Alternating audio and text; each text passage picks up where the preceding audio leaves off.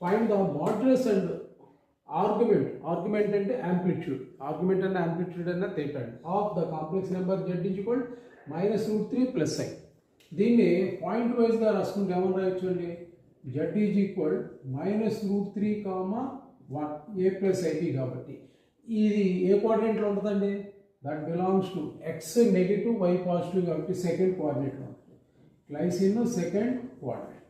Okay, now mod z అడిగాడు, modulus of complex number that is equal modulus of minus root 3 plus I, that is equal square root of formula ఏంటంటే root of a square plus b square. a square into root 3 whole square 3, b square into I coefficient 1 square.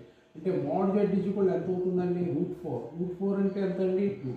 So modulus root 2.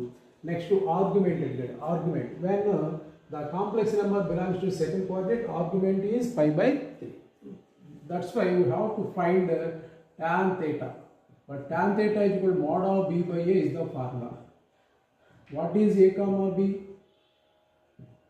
Mod b, b ante 1, a ante minus root 3.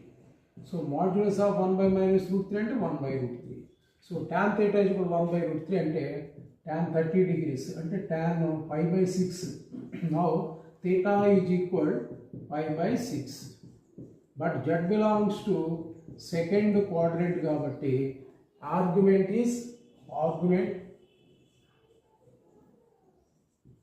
equal pi minus theta. So that's why it is pi minus pi by 6. So it is pi by 6 is the argument or amplitude. Okay.